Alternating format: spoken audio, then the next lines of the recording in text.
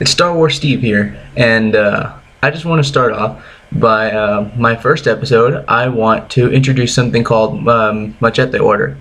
What Machete Order is it's a new way to watch the Star Wars films, and it's pretty good. I sat down and I watched them with I watched all the movies with one of my good friends, and well, we ended up really liking it. We like the way that it tells the story better, and I'm going to go into it. I'm also going to, this is not my invention or idea. This I read on a forum somewhere.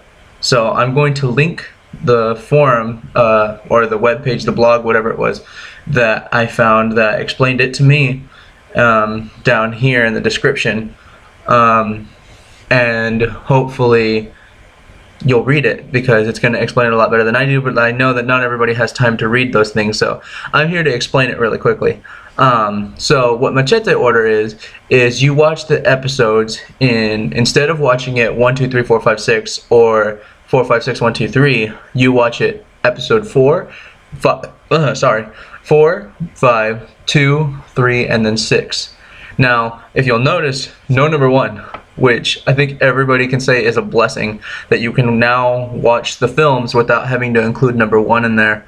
And I'm going to explain this. I'm basically just retelling what it says in the forum in my own words, with a little bit of my own opinion thrown in. So, George Lucas says that Anakin is the main character, but most of us fans agree that Luke is the main character because he's just a little more relatable than Anakin is.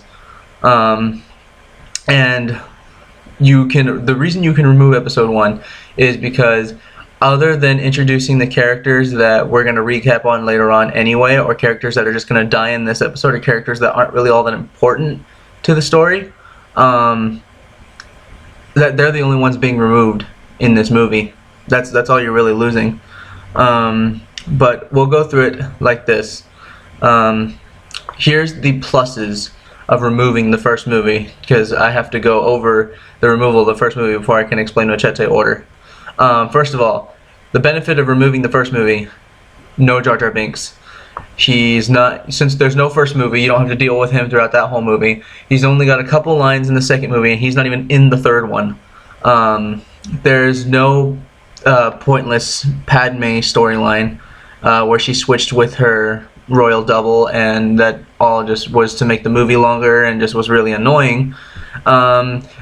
The midi-chlorians wasn't really a problem for me. I actually kind of understood what midi-chlorians are, and me and my friends still to this day debate about what midi-chlorians could be. This is our take on it. Midi-chlorians are not your force count. They're organisms that feed off of the force.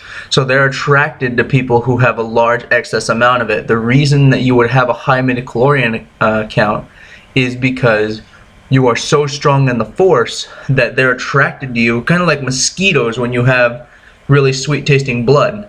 So it's kind of like that. That's how we think of it. But anyway, a lot of people have problems with midi-chlorians. So if you take out the first movie, there's only one minor reference to midi-chlorians afterwards. No Jake Lloyd, which is a blessing to all of us, because, you know, he's a cute kid, but he's not that great of an actor. Which, he's a kid, you know, excuse him, but he shouldn't have been in a Star Wars movie.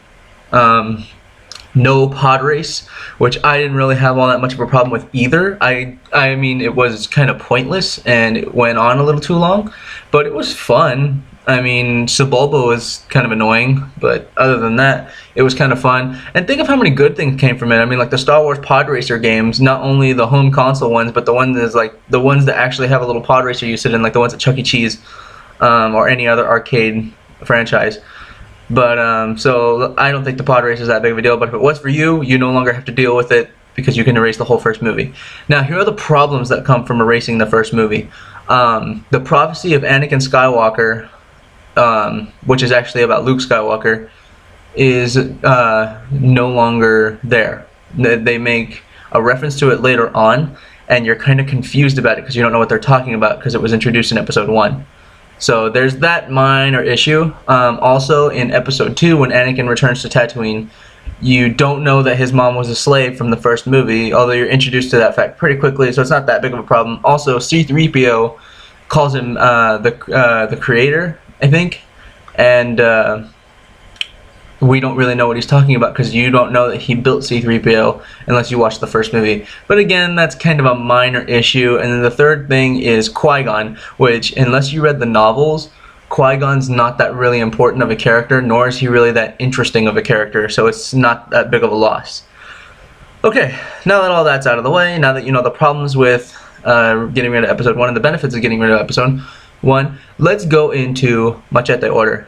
What Machete order is it's showing the movies 4, 5, 2, 3, and then 6. The reason that you do that is this. I'm going to go episode by episode. So, you show 4 first to introduce Luke as the main character and quickly introduces you to the rebellion and the plight of the galaxy and why the rebellion is there. There's no boring trade disputes or anything like that. It's all very fluid and it's all very influential to the story. It also introduces Luke as naive and good and innocent, which is what a main character on a typical hero's journey should be. It also introduces us to a wiser, older Obi-Wan. That's not important right now, but later on it becomes later on. It also introduces us to the relationship between Obi-Wan and Vader, which again we go into later on.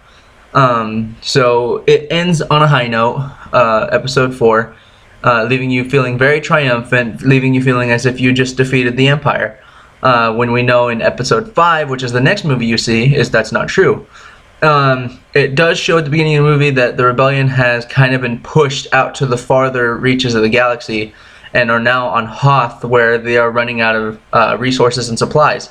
It also shows the strengthening of the relationship between Han and Leia. It introduces Yoda, who we don't really know yet from the prequels, but it introduces. Oh wait. No, you know, okay. So it doesn't, it doesn't introduce Yoda, or it introduces Yoda, who we don't really know yet from the prequels. It kind of shows him as silly and lighthearted, but very stern and very stoic at the same time.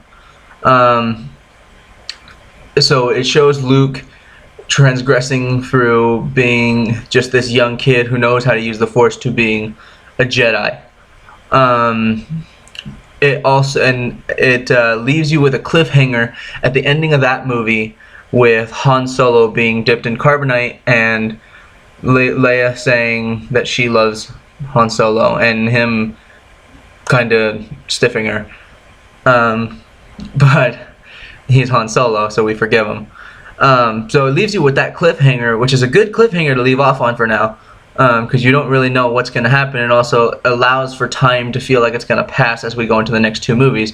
The best thing about it, though, is that you're left with this bombshell that Vader is Luke's father. And even though you're finding this out so soon, it gives it a lot of time for it to sink in, because now we go into the next movie, which is episode 2, which introduces Anakin Skywalker, whom we don't really know is Vader yet, but we do know is... we do know he's his father, but you'd have to pay really close attention for that, because it's like described in one line of dialogue. But introduces Anakin, who we can already see his fall into being Vader. And it also shows the scene where Anakin gets his hand chopped off, which to me that gives a lot of weight to after Vader chops off Luke's hand. And he allows himself to fall down that shaft, and Vader just looks into the shaft for a long time really silently. That adds a lot of weight to it for me, because now we understand Vader has now brought about that pain on his own son, pain that he knows, that he's experienced firsthand, no pun intended. But now we go into episode 3. Episode 2 also shows the furthering of the political part of the war. Episode 3 is really the climax for the story when you think about it, because it for the old part of the story, for the Old Republic, because it shows the rise of the Sith, it shows the fall of the Jedi, it shows the birth of Vader. It also gives you the chance to see now why there's so much pain between or so much hatred between Obi-Wan and Vader when they meet later on the Death Star. So there's a lot to that. Finally, we return to Episode 6. Episode 6, we start. Luke chokes out. Luke force chokes 2 Gamorrean guards, which is not a Jedi. Which is not the Jedi way. And that's why I think it's the best movie, because it shows his fall into him following in Anakin's footsteps, and we can see it now. Instead of before, when you watched it 4, 5, 6, 1, 2, 3, you would see Luke just kind of being evil for no reason. Now it gives that reason, because now you just finished seeing Anakin fall into being Darth Vader. You're kind of seeing that relationship, or that attitude being mimicked by Luke, like father, like son. This movie also gives us plenty of bombshells as well. It's because it's now built up through 2 more movies that Luke and Leia are siblings, and that Senator Palpatine, who we last left off, we still haven't seen him in the other movies yet. So it's in this movie that we finally see, oh man, he's still alive, and he's the Emperor of the galaxy now. So that's a pretty big bombshell when you wait all these movies to see that. So that's why Machete Order is a much better movie. And like I said, there's a whole lot more to it. The problem is that I don't have enough time on here to show you guys why there's more to it, but I am going to link to you the website where you can see for yourself. Please read it. Please formulate your own opinion on it. But if I'm going to show this movie to anybody, it's going to be in Machete Order, because that's what makes sense to me. So this is Star Wars Steve, and I'll see you all later.